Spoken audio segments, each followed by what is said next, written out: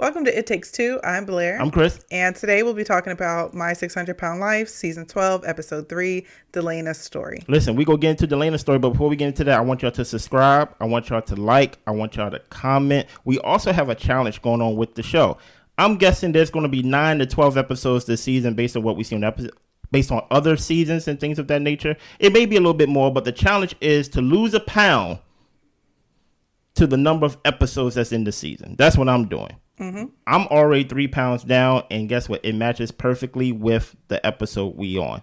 Yes. Are we ready to get to Delena's story? Yes. Let's go. So Delena is 43 years old. Yes. We do not know her weight at this point. Mm-hmm. When we go into her house, she's sleeping on what looks like a full-size bed, and her husband is in another bed the same size, kind of like next to each other. Yeah. They don't have any sheets on the bed, and that's something I noticed with a couple of people on these shows. Is like they don't keep sheets and bed pillow cases and things like that on their bed. And when me and Chris were talking about it, then it might just be a thing of people not being raised to know how to do that type of stuff, or poverty, and just kind of like not having the money to purchase these things, and these aren't necessarily necessities.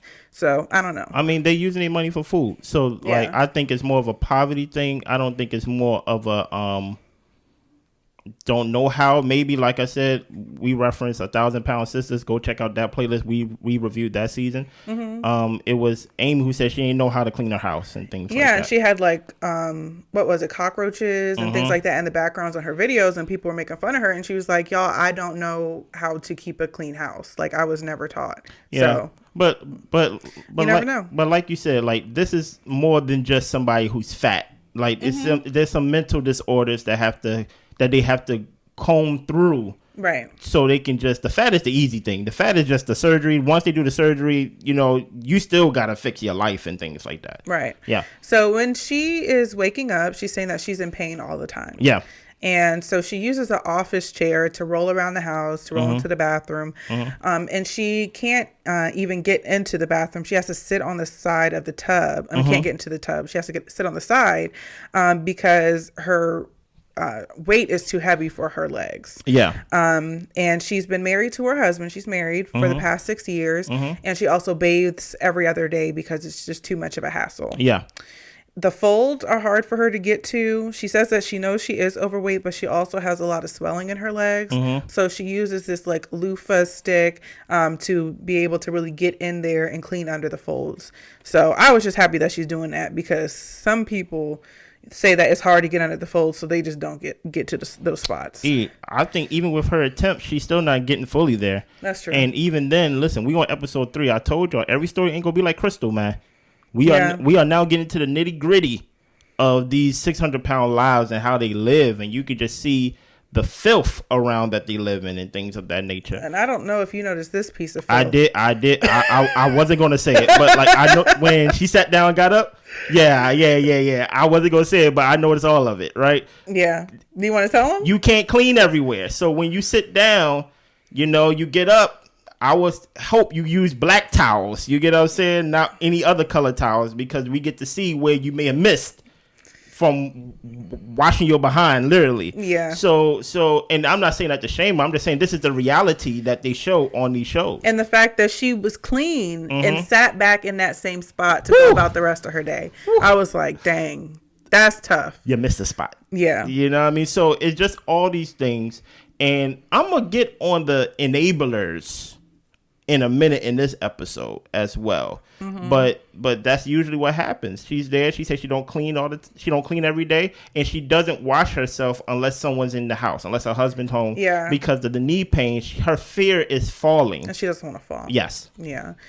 So she's telling us that she has bacon, eggs, and biscuits for breakfast every morning. Yeah. She says it's better than chocolate cake. Not when it's the whole plate of it. Right. She gets the whole plate of eggs. Yeah. About 3-4 biscuits and probably half a pack of bacon.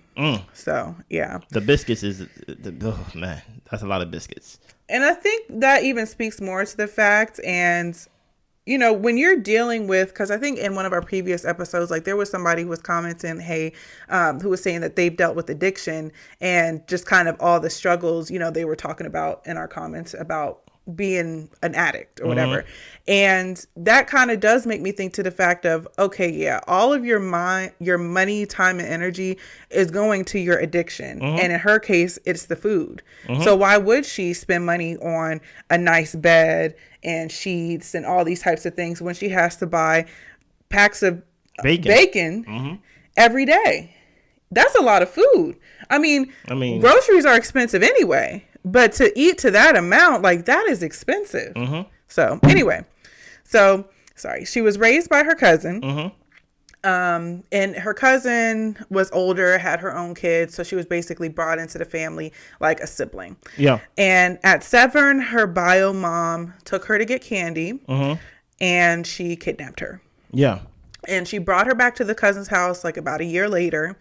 And from that point, she didn't talk to her mom again until she was 18. So her cousin mom would give her everything to make her happy because she felt bad about her getting kidnapped by her bio mom. Yeah. And that's when the weight started creeping up. Yeah. By the time she finished high school, she was wearing a size 18. And she got pregnant at 20, but that man was abusive and the baby came out as stillborn. Yeah. So she turned to food. Unfortunately. Yeah. She got with someone else, got married, and got pregnant. And in that divorce, she didn't have any money. So the man took the son, and then she turned to food again. I don't even know. Did we see the son this episode? I don't think so. I don't think so either. Cause there's a boy with the grandma or with her bio mom, but I didn't know if that was her son. I don't know. I don't think that's the son either. Yeah. Well, she got remarried again. And had her daughter, and then that man became abusive. So at this point, she was like, yeah, I'm not going to get a divorce and have another person take my child. So she got divorced. She got sole custody of her daughter. Her daughter lived with her until she was 12, until the daughter stormed out and moved in with her brother because they had a really rocky relationship. Yeah. And she says the daughter really doesn't come around because she's embarrassed by her mom's size. Yeah. And then on top of that, you got to think about it. Like, the mom is not going out. Like, she's in the house. You get what I'm saying? Listen here, as the pattern that we see throughout these shows, these people do not just become 600 pounds. Yeah. You get what I'm saying? There's traumatic after traumatic after traumatic experiences that is undealt with.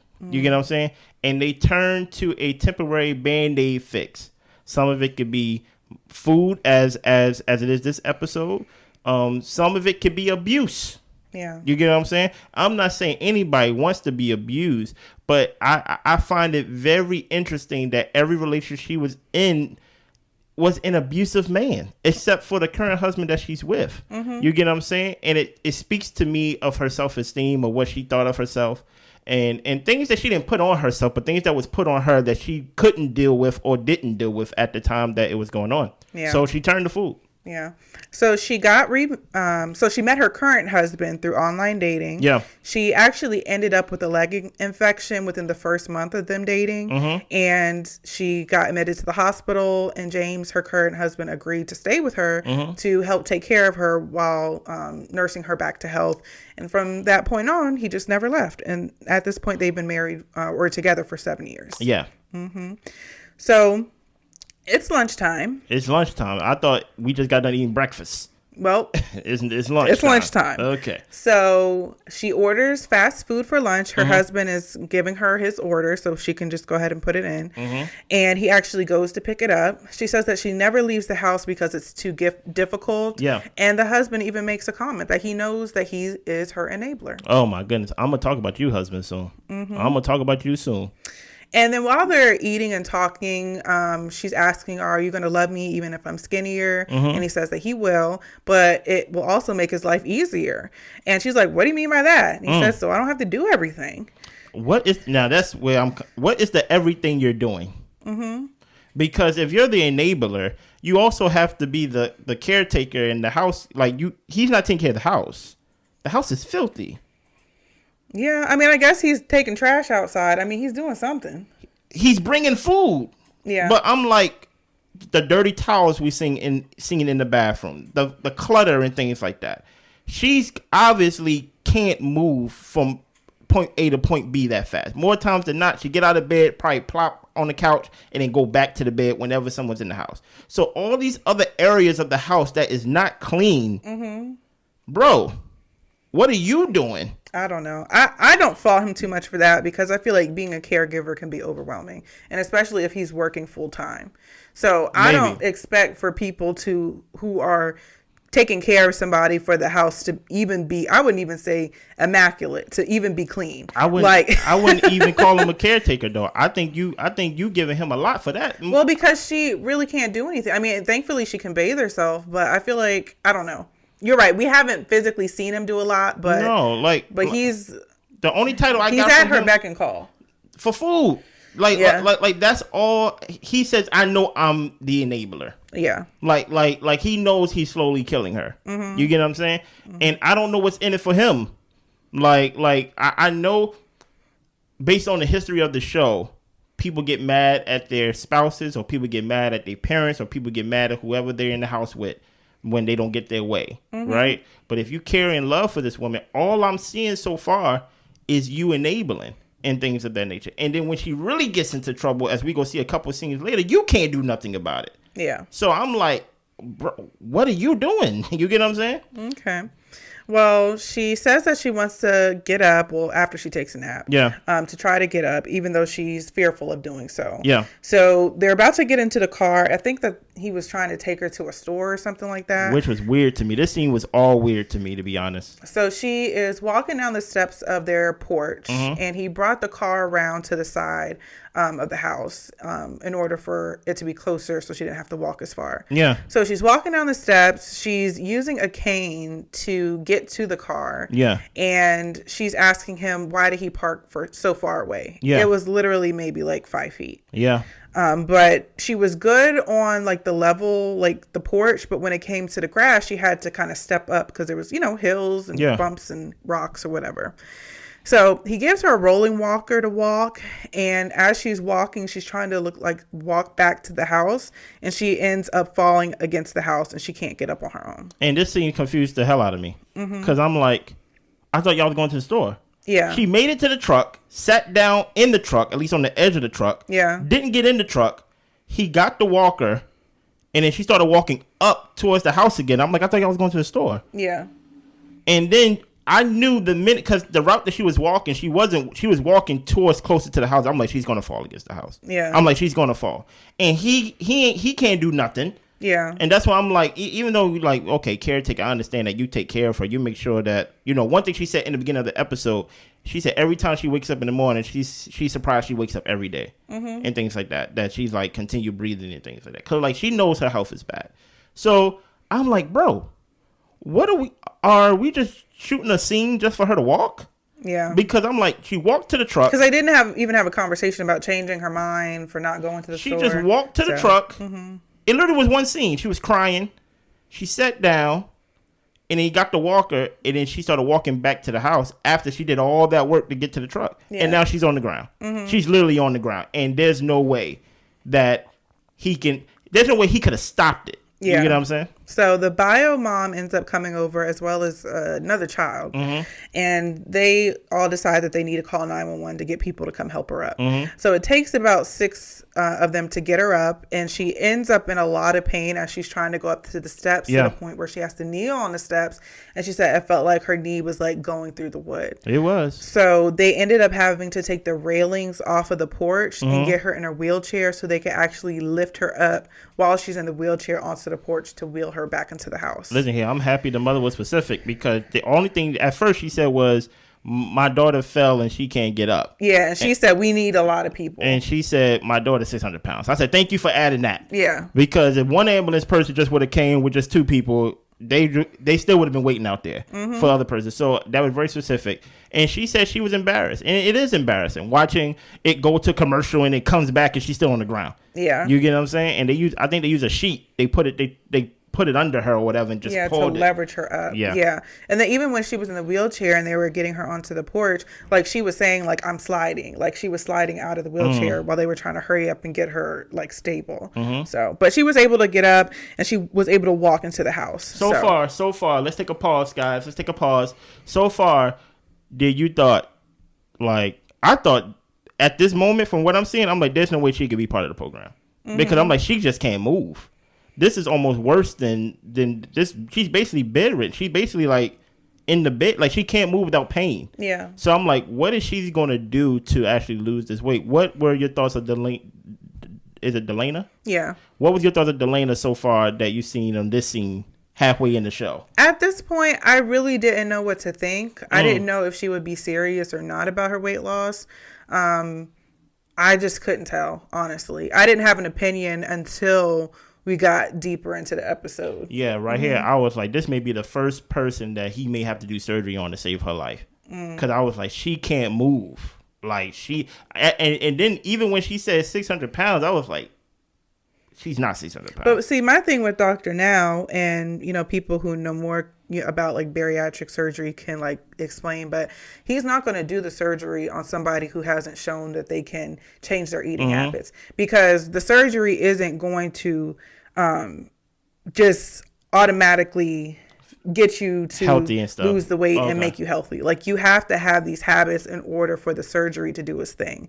Because if you're going to not follow protocols, like after the surgery, like they have to be on a liquid diet for a month. And if you can't follow the 1200 calories, you're for sure not going to follow a liquid diet for a month. And if you don't do that, then you can be in a whole host of issues of infections and hernias. It might kill you. And it'll kill you for you to get the surgery and for you not to follow the safety precautions. So I don't think that's even an option, to get the surgery before you prove yourself. So, well, it's been a couple of months. She says that she's been working on her weight loss and she does feel better. She is actually able to walk to the car with the walker, and she is on her way to Houston to see Dr. Now. Yeah. And this is going to be about a 14-hour trip. They're in Tennessee. So the van broke down 50 miles into the trip. Production actually stepped in to push the van to safety, because typically they're not allowed to intervene in the show. So they get a jump from roadside assistance. They're on their way, but the car isn't going to make it the full way to Houston. Yeah. So they find a place to get the car fixed, but that place also rents cars out to people. And the people were nice enough to say, we'll let you get the rental for free while we get the car fixed, and you just bring it on back when we, on your way back. Very nice of them. It was. So she struggles to get into the rental van, but her husband eventually does help her get in. Yeah. I was kind of annoyed at this scene because he like walked over to the driver's side when she wasn't even fully in at one point. That's what I'm saying. And I'm like, what are you doing, bro? That's why I'm like, you call him caretaker. I'm like, I call him DoorDash. Okay. I call him Uber Eats. I call him Postmates. Like, he looked defeated most of the time. Yeah. You get what I'm saying? And maybe maybe he been doing it for a while, that like, because he said at one point we were going out and things like that. She was able to walk around, and maybe he just defeated overall.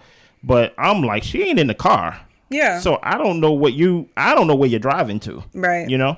So they make it to Houston, and she ended up riding in the trunk of the van. Yeah. Which is always so like dehumanizing to see, at least for me to watch that. To just have them in the back of the van like they're like a suitcase or something like that. Like it really does make a difference. Even back to 1,000-Pound Sisters, when Tammy lost enough weight to where she can actually sit in the seat. And she was like, it's nice to not have to sit on the ground in the back of the van. Yeah. So she walks into the appointment with her rolling walker. Yeah. We get her weight, and she is 646. The first thing she does is apologizes to her husband, and she starts crying. Yeah. And I thought, okay, that's when I thought maybe she is going to be the one to actually do it, because it wasn't so much that yes, I think she was sorry for herself, but she was like, I really put us in a position to where like, this is your life, and I thought she was feeling extreme guilt at that point. I don't know what I felt, but I always don't believe these people, because right before they was about to leave the house, she said like she kind of kickstarted her diet before she got there. Yeah. And things like that. And I'm like, if you could have kickstarted something, you wouldn't need Dr. Now. You get what I'm saying? And this scene actually right here made me go, oh, she may be a bull itcher. Right here. Dr. Now asks her what her routine is. She says nothing. He says, obviously you've been eating. And he asks, what does she eat? Yeah. And she says she eats Greek yogurt for breakfast, just a small cup. Stop. And for lunch lately, she's had a salad. For dinner, she says she'll have like a white meat, like a chicken or a pork. And she doesn't do any type of snacking. Dr. Now says that's too good to be true. Look. not what you did this morning. Yes. Right? What have you been doing to get you to this point? And this is when I thought she was that she was going to be a bullisher. Okay. Right? Because I'm like, you don't come in 646 it was? Around that range? And you like, what is your routine? Not the routine that you kickstarted, the routine that potentially got you in this position and things like that. You're like, oh yeah, only thing I eat is yogurt. I was like, when? Yeah. I ain't see no yogurt. I saw 6 biscuits. You get what I'm saying? I saw bacon. I saw eggs. I saw McDonald's for lunch and things like that. What you mean snacking? I ain't seen enough snacking, but I'm just saying like obviously you eat. Like this is where people may say Dr. Now is mean, but I'm like he got to cut through the bullish a little bit because people want to come in there as if they're knowledgeable a little bit of basically what to do and what to eat and things like that. Because even when she may be kickstarting her diet or like whatever she call herself doing, she may be under eating than what she may be allowed to eat based on what Dr. Now diet is. Well, my thing is, like, I don't blame her for kickstarting, but I think that people come into his office wanting to impress him. Oh, like, she wanted to come in saying that, hey, Dr. Now, like, I've been doing this, because they don't necessarily want somebody to be so real with them about their weight loss problem and their issues, so they can be able to say, look at what I've been doing. Kind of soften the blow a little bit? To maybe soften the blow a little bit. So I don't necessarily think it's trying to lie to Dr. Now, but they just want to be able to make themselves feel good when they know that they're in a really bad position. That's a good point. Yeah. So her BMI is over 100, he tells her. Yeah. Normal is 18 to 25, and he tells her, you are in danger. Your life is in danger. So Dr. Now gives her the diet, and if she does well, he'll approve her for the weight loss surgery. And the goal is for her to lose 50 pounds in 2 months. Yeah. Then we start talking a little bit more, and the husband says that he did give her a candy bar yesterday because she was stressing really bad about the car. And he said that, you know, she wasn't as mean as when she got the candy bar. And the husband was laughing while he's saying this. And Dr. Now says, don't convince yourself that you need a candy bar. And really, like, people are joking and laughing around in his office about people's eating habits.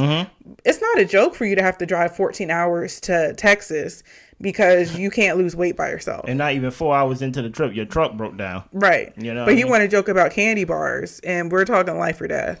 So yeah, man. I mean, maybe people deal with like the hard truth because, like you said, they view him as a celebrity, or at least she did. Yeah. Because she said, like, basically, she want to shake his hand and things like that. I think I heard her say that in the episode. And I'm like, well, listen here, man. This is your first time meeting him. He met seasons and seasons and seasons of y'all. Yeah. You get what I'm saying? This is not a special interaction that he's like saving and he's going to remember, especially if you don't pass. You get what I'm saying? Maybe he like I wonder how many people don't make it to the program compared to the ones that actually make it in and do it. Yeah. You get what I'm saying? So you don't want to be the ones that he just be like, hey, you might as well not even come up here if you ain't going to be serious about it, because he ain't got time to worry about them besides the ones that are actually want to do the work. Yeah. So I do agree. Like, this is not a laughing matter. So she even shows him that she's been using an app to track her calories, and he told her, delete the app. Delete the app. I'm going to give you a simple diet. Just follow it. And so he gives it to her, as well as his book to follow the exercises. Yeah. So they head back home to Tennessee. Yeah. It's a month later now, and she says the past month has been tough. The auto shop let them keep the rental car because the car is still not fixed. Yeah. She says she's been doing the diet and exercising, and they've decided to move to Houston to show Dr. Now how dedicated she is. And at the next visit, she plans to surprise him with the weight loss and their move. Okay. Now you're overcompensating. Oh, I told you. He said lose 50 pounds. He did not say move to Houston. Nope. Now you're adding extra stressors when you need to be focused on just the plan, one thing at a time. The plan that he lined out for you. Now is not the time to stress about to move. Do you got the money to move? You got the people to move? 100%. Like, you are adding stressors that you don't need. 100%. I agree. He never asked you to do that. He never asked for any of that. Yeah. And even for the next appointment, he says, we'll set up an appointment for you to go to a clinic in Tennessee, so that way y'all don't have to drive all the way back down to Houston. Yeah. So, I think this was when the car still wasn't fixed, right? Or something happened. Yeah, okay. We'll get to it. So life has been stressful. Car still isn't fixed, and it's holding them back from moving to Houston. See, now you're stressing about this move in Houston when really that shouldn't have been an issue at this point. And guess what? The husband got a whole bunch of candy bars for you now. So they still haven't found a place to live, and she also missed her checkup with Dr. Now at the clinic. like virtually and for her to weigh in. So his office set up a televisit for her. Mm-hmm. So they get on the televisit, and she tells him that the van is still in the shop, and he asks her, "You couldn't have called to tell me that?" She said that, yeah, she could have, but there was something to where they couldn't get a part in time. Yeah. She said, hopefully the van will be ready in a week. And Dr. Now says, okay, well, we'll set up an appointment for 2 weeks for you to go to this clinic so you can weigh in, and then we'll have our appointment. Facts. 2 weeks later, she goes to the clinic, weighs in, 651. She gained 5 pounds. This is when I was completely off the bandwagon. Yeah, I was just like, I was like, yeah, she's not. She's playing around. Like, I'm out. Yeah. I was like, you, first of all, you lied to the man. Talk about you're good. You only been doing that for 2 weeks and things of that nature. After I saw you eat 6 biscuits and things of that nature. And then you over here gaining weight. Yeah. I'm out. Even though people may look at it as 5, but I got to constantly remind myself, I lost 3 pounds just in 1 week. You get what I'm saying? This is months in between scheduling. And then with you being at the weight that you are, you can lose even more weight in a month. So basically, he being nice with the 50. He being nice with the 50 because I seen him put that number at, like, some people. I was like, I don't know, brother. Yeah. I don't know about the 70 you want off, man. You get what I'm saying? So when she gained the 5, I was like, I'm out. Yeah. I was like, cash me out, dealer. I'm out. And I was thinking, like, why do people come on the show to, like, play themselves? Like, but at the same time, I think that people really do want to change. And I feel like she did have that intention. But sometimes I'm like, people can't be doing this for fame, are they? I don't know. I think the problem is that even today, we have a hard time viewing, like, obesity as a mental disorder. Okay. And I think her level of obesity, there's something mental. It's an addiction. That's not, like, and it's hard, and it's hard, especially if you don't have a food addiction, to empathize and to sympathize. Like, why would you do this to yourself and things like that? But I think the more and more that we watch these shows, are actually, like, they deceive themselves. Yeah. We've seen other seasons and things like that. Even last episode, they will lie to you and lie to themselves. So and believe it. Yeah. So it's like, I just can't view it as you're just lying. Yeah. If I tell a lie, I'm just lying. Yeah. But they are lying, which is being motivated and basically being, like, pushed by the mental disorder. Right. That's a whole different level. You get what I'm saying? Yeah. Well, Dr. Now FaceTimes her. Uh-oh. And she says she's not eating more than 1,200 calories a day. He said impossible. Dr. Now says it's no way that you're going to gain weight if you eat 1,200 calories a day. She says she's been trying to change her eating habits. Dr. Now says argue with the scale. Okay. Her plan is to come to Houston and lose the weight. And Dr. Now says you're not following the diet. If you move to Houston, that's pointless. Until you make the changes for your weight, we're not going to accept you into the program. Yeah. So he's telling her, do not move to Houston for me. You wanted to impress me by moving to Houston. That's not going to impress me. He says, if you don't lose the 50 pounds, we're not going to move ahead. You got 2 more months. So here's where I can actually see what she mean by this, right? Because I think we all kind of battle with this as people, right? We wait for the perfect circumstance to actually, like, lock in. Yeah. Right? And she's like, hey, I'm going to move to Houston anyway. And once we all settle in Houston, like, I'm really going to, like, get serious. So during that time, mind you, she didn't know when she was going to move to Houston. She didn't know when the car was going to be fixed. She didn't know when anything. Right. Nobody knows when anything whenever it comes to your own personal life. And it's been months and months and months and months. And now Dr. Now is like, hey, what's up with the weight? And she's like, well, I wanted to move to Houston. And then, no. The weight. Right. You get what I'm saying? We don't even know if the Houston thing is going to happen if you don't do the weight. Because you're going to move to Houston and then you're just going to be a resident of Houston. Right. And you won't be in my program. So I think this is just a testament of there's never the perfect circumstance to start anything. Start it where you are. Start it with whatever circumstance you're going through and things like that. And then because we don't know when and we can't control when. But you can control what. So just do what you have to do as she should have been doing. And not worried about, once I'm settled, then I'm really going to lock in. Yeah. Well, she's saying she knows she's done everything she can to cut back. She knows she's gaining weight, and it must be something that she's doing. Oh, okay. She says all she can do is focus on what she puts in her body and to keep track of her calories closer. Yeah. My thing is that I was a little concerned when she said she's doing everything she can to cut back. Either you're following the program or you're not. So what are we cutting back on? Why are you counting calories? He told you to throw the app away. Do this. Eat this. So I'm not sure. Like, at this point, I was like, is she trying to do the thing to where she like eats what she wants and just tries to keep it within the calories? Like, Dr. Now doesn't only have them on the 1,200 calorie diet. It's a high protein, low carb diet. Yeah. For a reason. Yeah, you're not getting no carbs. Yeah. So listen, I guess the thing she cut back was his diet. You know what I'm saying? Who knows? And she went back to the app. I don't know. Yeah. Well, it's month 6. Yeah. They are packing up the moving van to move to Houston, the U-Haul. Hubby needs help moving stuff around in the van, and he tells her, I don't know why he told her that. She said, you might need to get one of our friends to help because I can't do nothing about that. So the friend comes over and gets things situated in the van so everything fits. And she did find a place in Houston. James can also transfer his job there too. Yeah. But the car still isn't working, so they're going to attach it to the U-Haul and tow it, as well as take a rental car down. So she has her mom, who's supposed to be driving the U-Haul to get there. Yeah. Well, mom comes over. She had COVID. She's not feeling well, so she's not going to make the trip. And honestly, I heard it while she was talking. Like, really? She sounded like she was like struggling to breathe. Like, I heard her like after every breath. I thought she was just old. Oh, well, if she said she had COVID, I could tell that something was up with her breathing. It makes sense. It makes sense once you get the other piece of the puzzle. It's like, yeah, I know. Mom tells them, she's not going to be able to do it. But she says, but maybe you can get into the U-Haul. And they're like, no. She says that she doesn't want to fall and break a hip.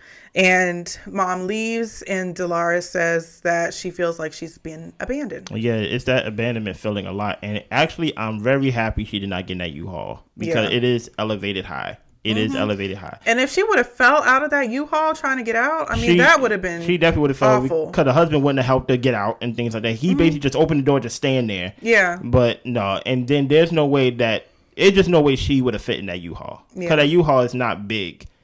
They make it smaller in the driving part so they could keep the back part to keep all your furniture big. You get what I'm saying? Well, she calls her brother, and she's literally breaking down on the phone crying for her brother, and asks if he can come to help. He says okay.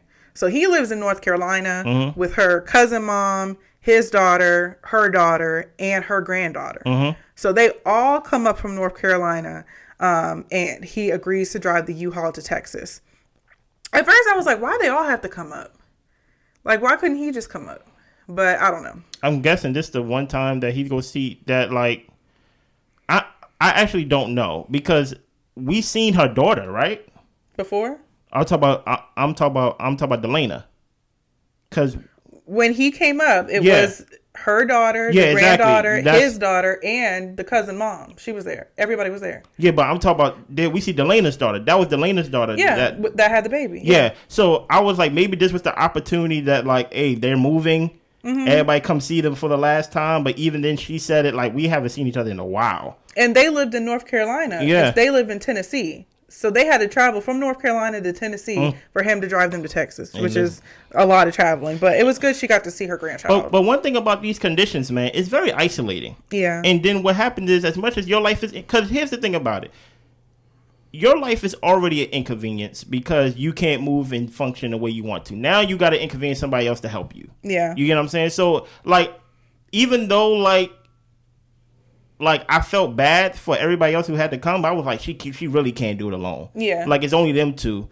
You only have so much amount of friends that's going to help you with your weight and things that you can do. Mind you, the husband was packing the truck up with a female. Yeah. I'm like, where his friends at? Do you get what I'm saying? Who knows? He may have to be hand and foot with her, that he probably ain't got no social life and things like that, to where he got buddies outside of work that he can call and be like, help me pack my truck up for me, bro. Yeah. You get what I'm saying? So, like, it's a very isolating life. Yeah. Well, everyone comes over.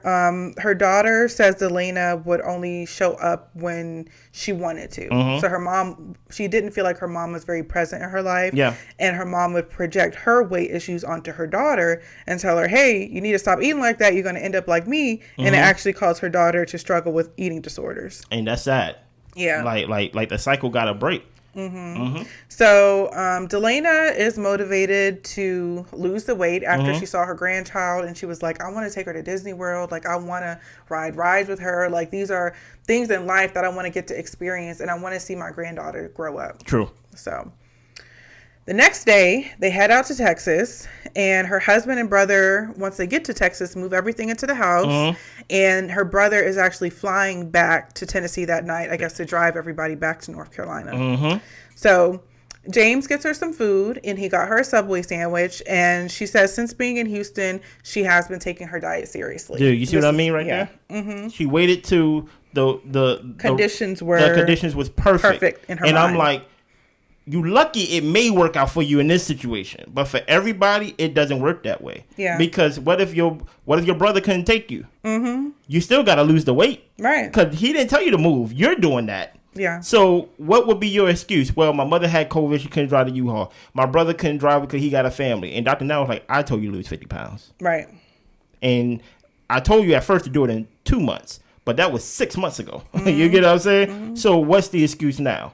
Yeah. So that's why I'm like, this is what she was waiting for, of things to be perfect for her to actually lock in and hopefully work out for her.